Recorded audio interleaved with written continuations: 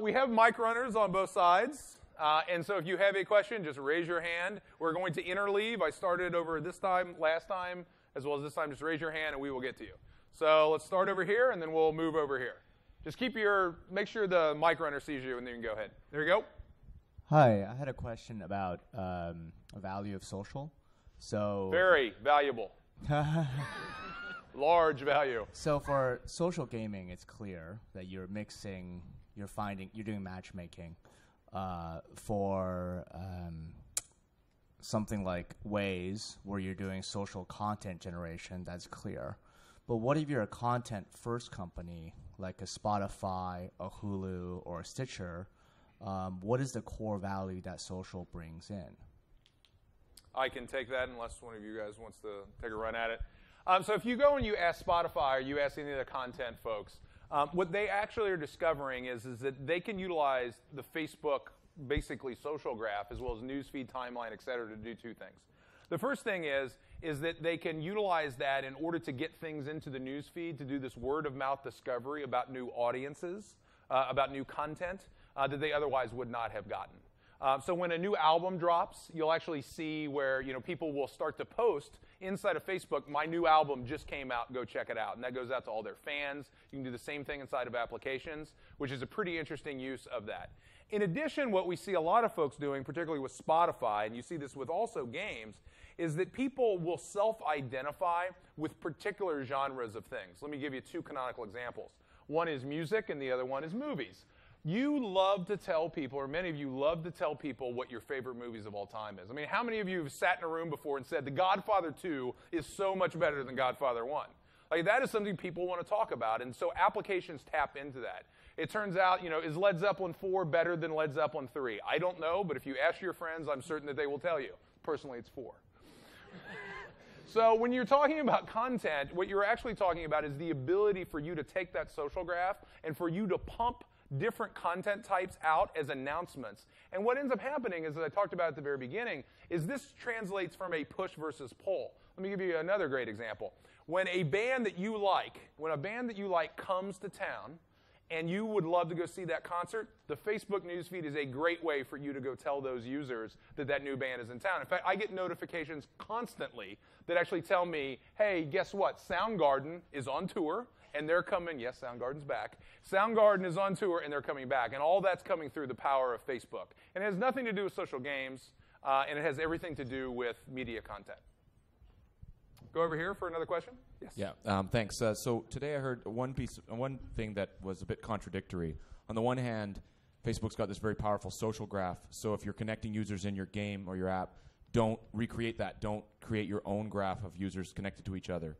But in the engagement talk this morning, it was mentioned that you might want to, offer users that aren't connected on Facebook to connect to each other, and so implementing your own social graph separate from Facebook's graph would have benefits. And so I just wanted to know what the thoughts are on having your own separate graph.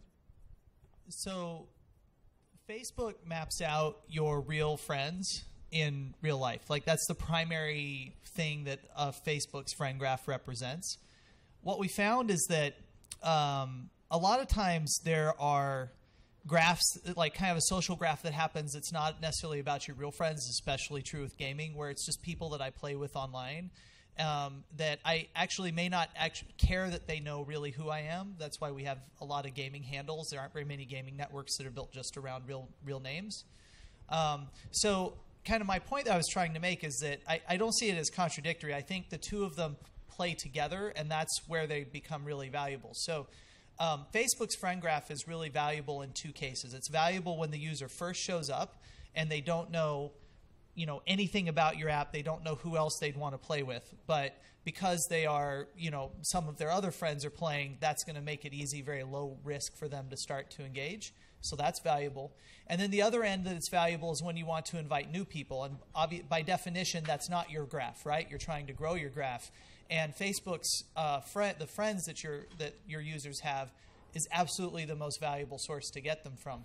Where your graph becomes valuable is in retention, because the more people, the way I think about it is like people will go to shops and they'll play like Magic, right? Like in the real world. And those may be people they never interact with outside of that space. Like you want to build that because that keeps them coming back to your game, which is your digital shop. But at the same time, you also want to reach out to their friends so that they can grow. And so the two of them play together. They're not, I don't think, contradictory, but Facebook adds different kind of value. Over here? Oh, there you go. Yeah. Hi. So we have a particular experience that is we have kind of adopted a community and activity that exists beyond just our company, right, and a product that we made. We kind of adopted it. We have the primary app for it. The people who are in there use it. So the community has a sense of ownership of the activity. What we have found is a lot of the core users of that are cool with us interacting with their data, but as soon as we start to expose social features and make it look like Facebook is there, that it suddenly gets scary to them, that we're sharing their community or putting their community into Facebook and other groups that they don't know. So I guess how could we balance providing really cool social features against sort of user fright of, kind of getting out of our ecosystem into sort of a broader world?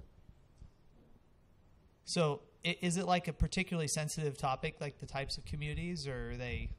This is I'll just tell you, the particular app is it's people who go geocaching, and it's a fairly outdoorsy kind of group of people, and they have a certain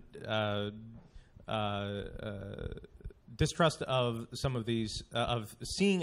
We get a lot of feedback from our core users, like, what information are you sending to Facebook? How is this? What is going on here? As soon as they start seeing sort of social features showing up in our app, and we're trying to figure out sort of how to balance kind of those user fears from a design perspective and a user experience perspective.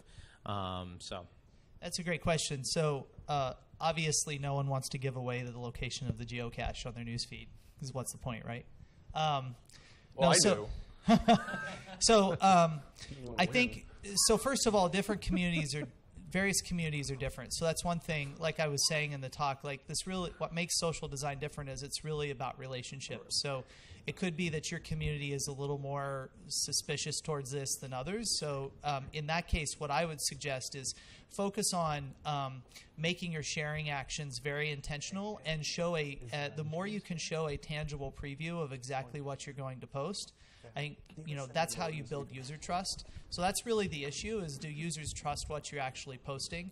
So two things. First of all, don't ask for more permissions than necessary. Start by, I would avoid connecting to Facebook until you're like at the point where you're ready to do the sharing. Focus on sharing things that are part of someone's identity. So if I'm really into geocaching, actually not, so I'm not sure what would be valuable to me to share with somebody, but like what kind of things would I want to tell you if I was meeting you in a bar and telling you about my interests, right? Focus on that. So it's something of high value and maybe not necessarily specifics. It may be actually less specific. It may be like more like how many events they went on or locations on a map or something. And then the final thing is focus on trying to make that preview as tangible as possible. That tends to really raise user trust, and it's something that we'd like to do more. But for you can build that straight into your app, and that'll tend to make them feel good. It is a trust issue, right? Like make it clear exactly what they're sharing, and they'll tend to share more. If you have a question, raise your hand. There's a question here. Oh. Other question over here? Anyone? Just raise your hand. We will answer anything.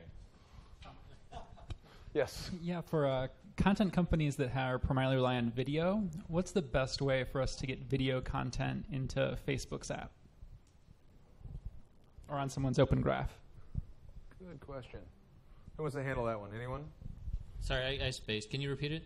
Yeah, so for companies that rely on video content, what's the best way to get video into someone's Open Graph? So this is sharing video content? Yeah, sharing video content, or do you have any plans to support like HTML5 video in the Facebook iOS app? So the easiest way to share it right now is through Open Graph.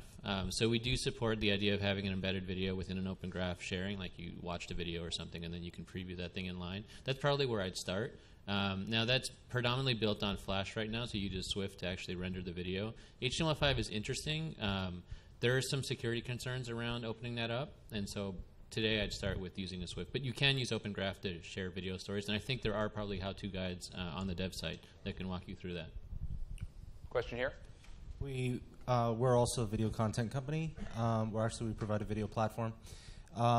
We'd like to do something similar to Spotify, where there's listen actions, but this time watch. So something like that. What do you recommend as far as actions and objects that we should use? Built-in actions objects, if you have any available, for live TV on demand. And on-demand content. So there are built-ins for watch, for TV episodes, for TV shows, for video, for kind of abstract video, like a video in general that's not specific to a movie or something like that. I would start with those. It's kind of hard for me to give you kind of a deep answer without really understanding your product, and this kind of like leads into what Open Graph is about. You should be modeling actions and objects to the primary things that users are doing within the app and the kind of stuff that they're consider a core part of their identity. So it would be a little bit insincere for me to kind of tell you what it should be. That said, there are built-in specifically on watching TV shows, movies, things like that, and that's where I'd start. Yeah, and we have several partners that actually take advantage of those primitives today. There are some interesting issues here in the United States around sharing video, as you may know about. And so we see predominantly partners outside of the United States that are taking advantage of that. But if you'll hang out after dinner, we're more than happy to sit down and we can actually help you model out the right thing for your application. Another question here? One of the things we have discussed today is a Want button, Facebook Want button. I was wondering, what's your roadmap for the Want feature, and what do you think the potential impact for social commerce? Yeah. So commerce is broadly very, very important for us, and we have a lot of different partners. Fab.com is one of our canonical partners that we talk a lot about that has been very successful building on top of both the Facebook platform as well as the Open Graph. And so we encourage folks to use all the different technologies that we talked about today. We think commerce is a core scenario for us. In terms of future products, I don't have anything to talk about today. Certainly, you could go about and implement Want if that's something that you wanted to go do. In fact, Fab created their own thing called Fabit, or it's actually, I think it's just called Fab, that happens to extend from our like button. And so you can act not from our like button, rather from our like action. And so you have those same capabilities. But we, one, are seeing many customers, or rather many partners that are being successful with the e-commerce domain. And then two, we think it's very, very important. And three, we think we have the right primitives built in for you to implement those inside of your application today. Yeah. Going forward, will the iOS SDK only support Apple LLVM compiler? Anyone? Jason? Sorry. I also spaced it. What was the question again? Will the iOS SDK only support the Apple LLVM? On the compiler? That's actually a good question, and I'm not prepared to answer it. What I would actually like to know, though, is how important it is to you, because it's impractical, and it does take resources to support multiple compilers, and I don't know what the implications are if we only support the one. Yeah, I'd love to know the actual scenario where you're not using both their front end and back end. Right now we use GCC to compile our actual projects, and so we have to compile the iOS SDK into a .a file using LLVM, and then we have to fix the headers to comply with GCC. Do you know technically why you're still continuing to use GCC? Right, that was my question. I think just legacy. I see. So. Okay. Show of hands, how many are using GCC compiler with iOS? Okay, one. How many are building iOS apps at all? Actually, yeah. How many are using LLVM? No, I think the real question is how many of you even know what the hell we're talking about? So that, it's a good question. Like it does compile if you go back a few diffs. Now I think could get there with warnings. To get it to the point where it was clean like it is for the Apple compiler is a to-do. So I don't know. My gut is this is pretty low on the prioritization list, particularly with what you just saw. So I will say, sorry, I'd love to support that feature, but we're not going to do it anytime soon. Though the SDK is on GitHub, so the SDK is on GitHub. Well, that's what he's doing. That's what he's doing. He's just basically compiling to a .a file, and then they're doing their build step next. Which is a good workaround. Yeah. Another question here? Yes. How's it going? I wanted to know what you guys thought about Windows Mobile. I know we were talking about like 2 platforms and maybe a third one later. And then, but you know how many people worked at Microsoft before? Is there up on this panel? There's a lot of us worked at Microsoft. So Mike Vernal, who by the way runs the platform team, is in the back. Say hi, Mike. Mike worked at Microsoft for a number of years as well. So we all love Windows. Yeah, I mean, I kind of see it as coming up as the next big thing, like maybe pretty soon. But are you guys planning on integrating with it as much as you have like iOS, or will it be like further expanding maybe your JavaScript API, or what do you think about that? Talk that. Really, it's like Doug was saying, we'd love to do that. It's really a market share driven kind of decision, and it's just not there right now. If it gets to that position, we would definitely jump on that. I want to be on that. Yeah, let me share with you a little bit about the way that we think about our platforms. In January of last year, we were betting very, very heavily on HTML5, and I think many of you were as well. And you heard lots of folks that were up on the panel if you were here for the Lifestyle app. You heard a lot of them talking about, hey, you know, the promise of HTML5 is really interesting for us. And for those of us that are engineers, and for those of you that are product folks, you know that if you can boil it down to one programming model, if you can boil it down to one styling engine, all those different things, you can support this plethora of platforms. And Lord knows we want to get to that place, because there's over 7,000, on any given day, 7,000 mobile devices talk to Facebook every single day. And so there's just no way that we're going to build native experiences for 7,000 different devices. It's just not going to happen. Now, what we had hoped to do was we were going to bet heavily on HTML5, and then that was going to be the mechanism by which that we could support all these different platforms with one set of code.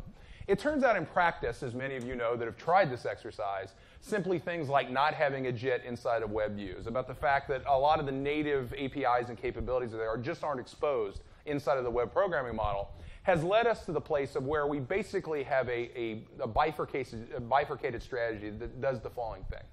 We support iOS and Android in the richest, most native possible experience that we can provide, and then we use the web as the breadth mechanism. So a way to think about this is you sort of have 6,000 some odd devices that we support via the web, which is our breadth strategy, and then we've got these really awesome, rich experiences in both iOS and Android. And if we see Windows Phone emerge as a top flight operating system that's going to have a lot of market share, then we will absolutely go and create a native experience for that. We haven't seen that, and if we do, then I think we'll adjust accordingly. But for right now, 2 native platforms plus the web for the breadth. Question over here? Oh, hi. I can give you the full background on this, but the short version is there's no send message dialogue on mobile, and there is on the web.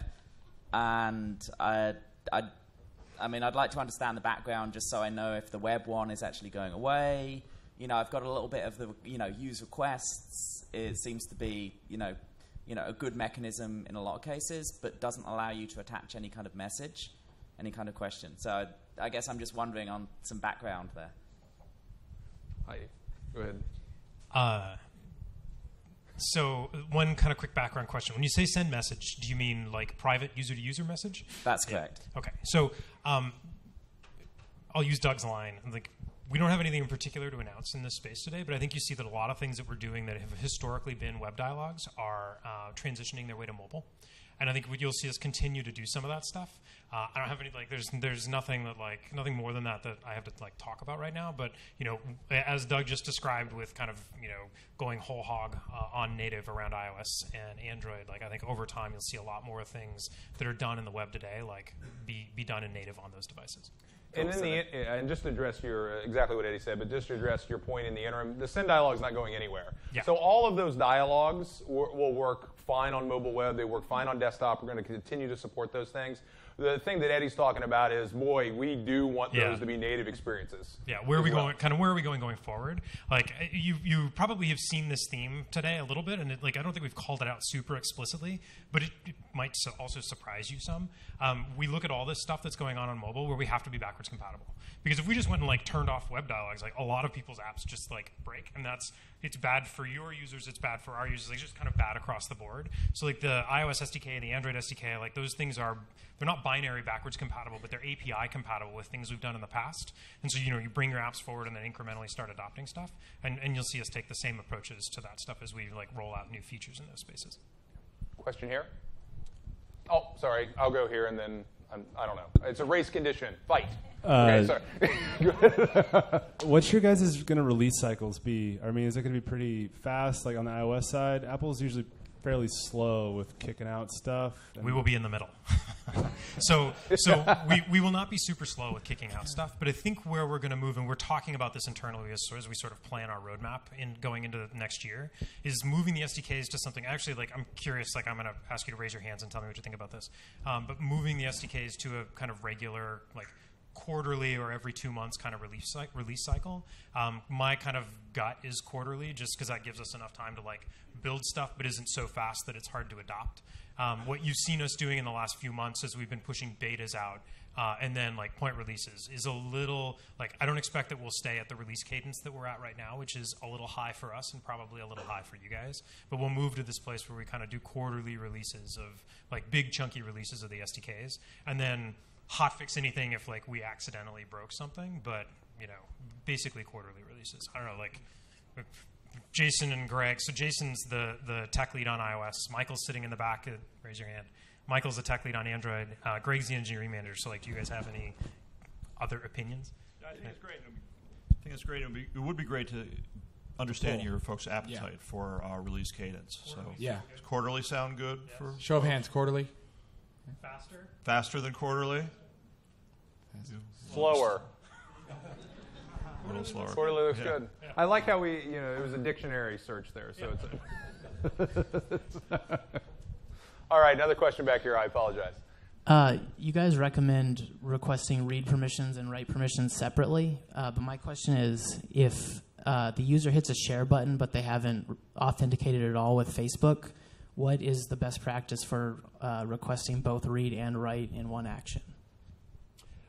So I'll use Constantine's line. I'm using other people's lines up here now. Constantine's line of like, it would help to understand a little bit more of the nuance of like what share means in the context of your product. In general, we're not going to make it possible moving forward with the model that you see on iOS right now to request read and write at the same time. I understand, and we had a conversation about this earlier with a couple of guys up front. I understand that there are apps where that gesture is the thing where you both need the ability to, you want to be able to publish on the user's behalf, but you also want access to their first name, their last name, potentially their email address and their profile photo and things like that. And I understand those cases exist, but in general, I think it is helpful to think about teasing them apart.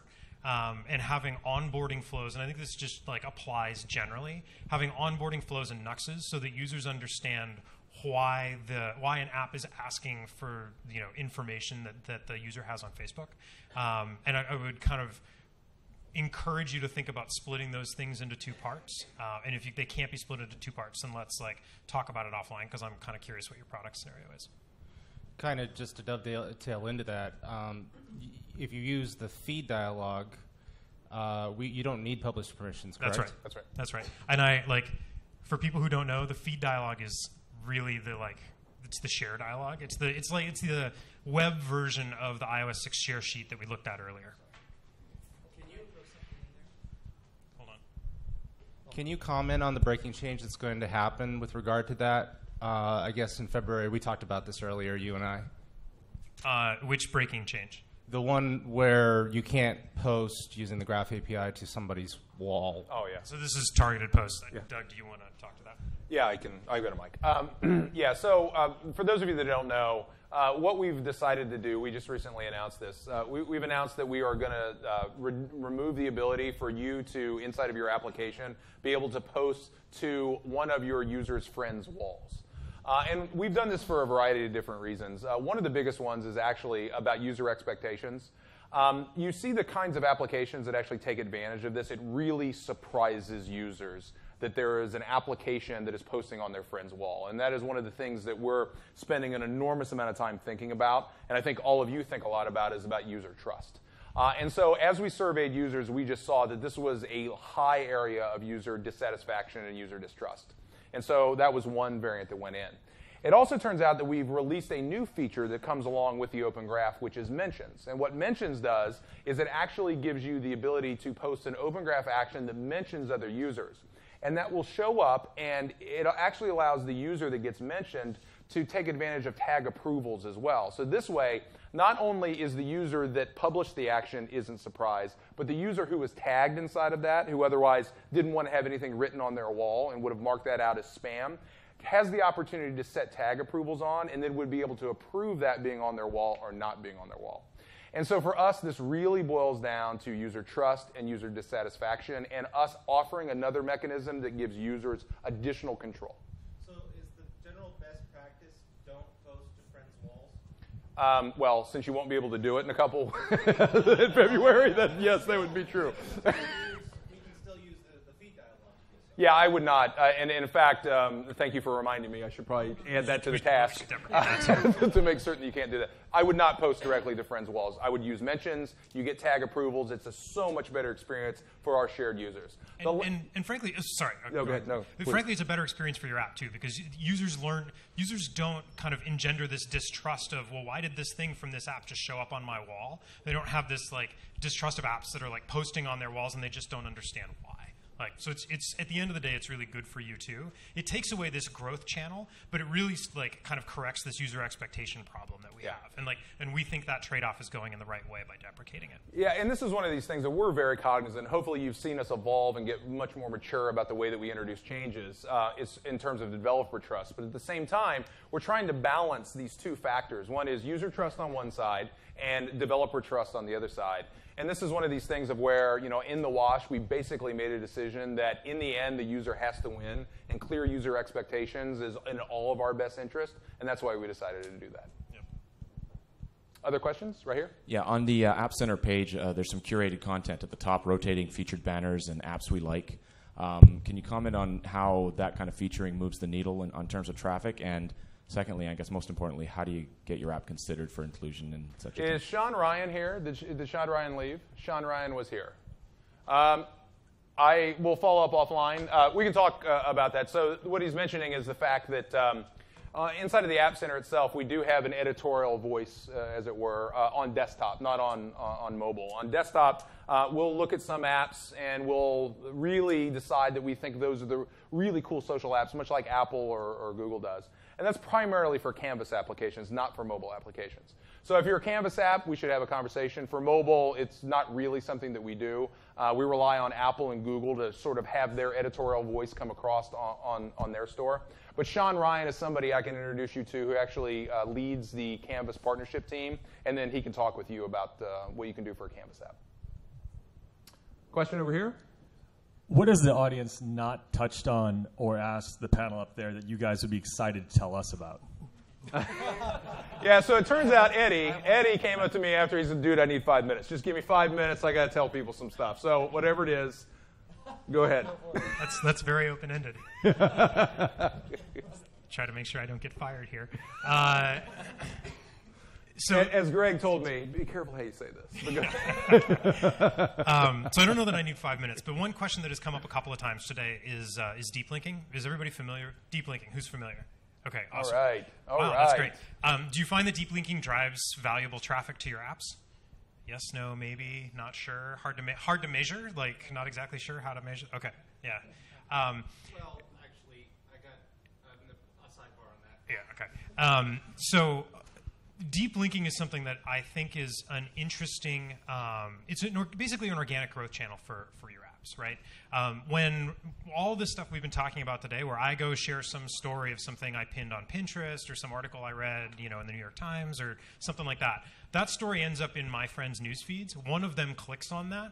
If the app that publishes that has a native mobile app, and I have that app installed, that link will take me into that native mobile app. So if I see, and I'm going to use Pinterest as an example because I know that they do this, because I was talking about it yesterday at a conference in New York City. If you see a Pinterest story and you click on that and you have the Pinterest app installed, you're going to go deep into the Pinterest app and it's going to show you details basically about that thing that you clicked on. If you don't have the app installed, we're going to take you to the front door of either the Google Play Store or the Apple App Store and give the person who's clicking through on that thing, who has already expressed some degree of interest in wanting to see that content, we're going to take them to the front door of the store, and let them download the app if they want to download the app. I think that the real trick here is when you do have the app installed and you get that deep link, and we have some API work in the SDK that we've been talking about both in iOS and in Android that we've been talking about for a while. to make it easier to consume those deep links, but you want to take that deep link through the handle open URL call and do something interesting with it. If all you do is land the user on your front page, you've kind of lost an opportunity, and not just lost an opportunity, but it's actually kind of a negative because now the user's confused. They thought they were going to see this pin on Pinterest or this article in the New York Times, and now they're just sitting in this random app page and they don't understand why. So do meaningful things with those deep links. And we've got some work we can do in Insights to kind of help show how many users we're taking to the front door and how many of those deep links are coming in from the native app or from the M site. But deep linking is something that I think is worth paying a lot of attention to, and thinking about giving very special treatment in your apps. And we'll have, when we get onto this quarterly release cycle with the SDKs, we'll have good API support coming for pulling that thing apart and doing something meaningful with it. It's also, it's not just content consumption apps that do this well as well. Like games, the typical flow of a game is, very much launching to the home screen. But just as a point of interest, like Rovio and Angry Birds Friends, when one player beats another, they can brag about it. And they have in the deep link that player that bragged. So then when someone else consumes that content and comes in, they play that exact level that they were just beaten on against that player. So you kind of create these really nice viral flows. That's a great example for, for a game, yeah. Guys, anyone else have a thing that they wanted to share with the audience no one's asked the question for? Anything top of mind? Okay, we'll go here first, and then back over here. Yeah. So with regard to deep linking, it's actually kind of complicated for us because in our particular cases, we need to target users on a specific mobile carrier, such as Verizon, AT&T, Sprint, what have you.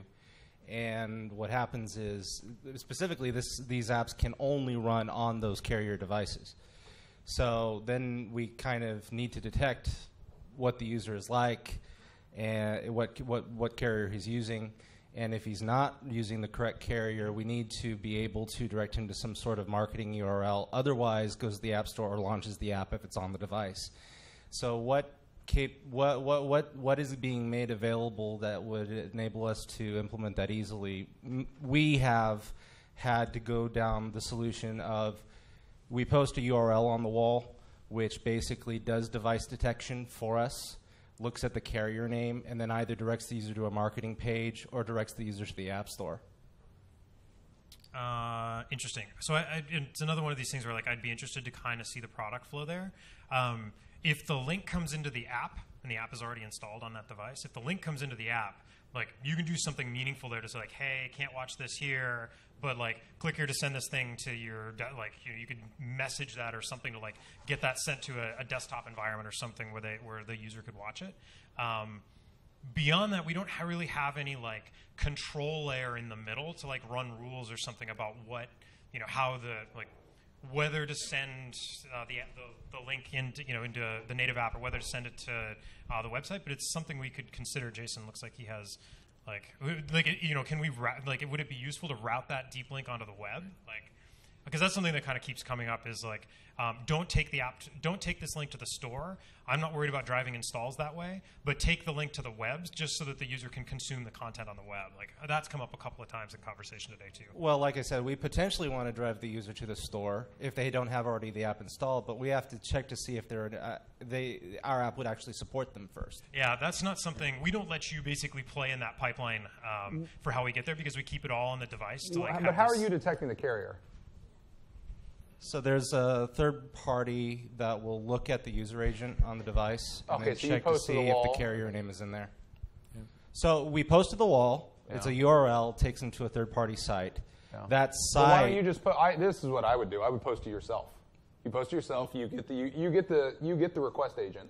Sure. So your own server will get the request agent. So No, I know. So there's a service. Yeah. No, what I'm saying is we want to drive app installs by having your friends be able to click on a link that either takes them to the kind of like what deep linking does today, where it either launches the app or goes to the App Store. I would turn off deep linking. I would turn off deep linking, have it go to your server, and then route wherever you wanted to go. That's just exactly turn off deep linking. Yes, that's exactly what I would do. Yeah, because then it's just a URL. So you click on the URL and you just go to if I'm on an iPhone, it goes to Safari, and then just do whatever makes sense there. Now you could potentially seeing us do like some kind of pre-hook where we decided to have you guys do a Boolean or something like that. Like, hey, should we send you to the store or not? This is why I'd like to just hear more about it. Like, we're going to be here tonight, so yeah. So let's talk more. Let's talk about it. But that's an easy workaround. Yeah, go ahead. So I think you just answered half of my question. But on Android, it's less of a problem. On iOS, it's more of a problem because you go straight to the store rather than to the website first, depending on whether you have the application installed. So just an extra vote for that.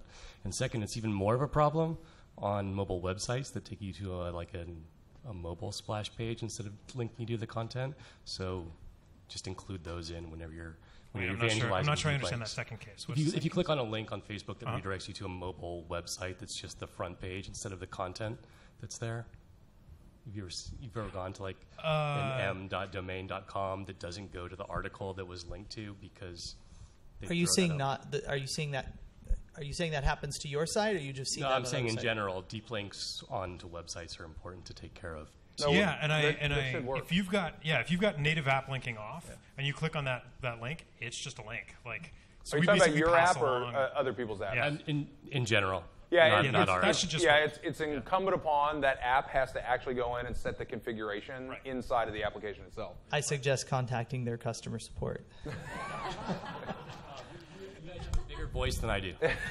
Well, one of the things we do is that if we detect that they don't actually have a mobile website, we do try to do a couple different things where we do try to detect this. And in fact, we've had our ops team actually go through and try for at least the top apps to go through and make certain that they do have mobile sites. But it turns out, as I said, there's 80 million of those in the United States alone. That's really hard for us to, sort of. And one thing I would say, though, if you're in that situation, if you have a website and usually what that means is the developer actually doesn't really have a mobile website, and so they take any link that they get and just redirect it to some page. You can actually configure whether you have a mobile website or just a regular website in our dev app. There's two spots. So make sure you don't fill in the mobile website if you don't actually have a mobile website. We see that happen sometimes, and it will break because we assume that you're going to do the right thing, and then you don't, and then it seems broken. So if you're in that position, don't fill in a mobile website link unless you actually support mobile website for those links. I'd like to make another comment to follow up on your request. Eddie and I also wear Application Insights hat, and it would be very interesting to hear from you folks what sort of analytics or insights that you would be interested for your applications, not now, but after this. We'd love to hear from you what you're looking for, what's not there, what you do like, stuff like that. Other questions? Just raise your hand really quickly if you have one. Yeah, go ahead. Yeah, on the website, mobile website thing, how do you get a domain for Open Graph data defined if you don't have a mobile website? Like, let's say you don't want to support a mobile website, but you want to have Open Graph data. You need to pull that domain from somewhere, and it's either Canvas or Open Graph today requires a website. So a web server. You don't have to have a full website. You just need to have. So Open Graph today has the screwiest object instantiation model you have ever seen. You send us a URL, and we send a scraper out that crawls it, and that is the moral equivalent of calling new object.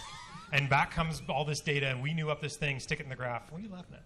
We say that with great pride. I like. And the only reason I was whispering to Jason, I was like, and I wonder who the PM was on that project.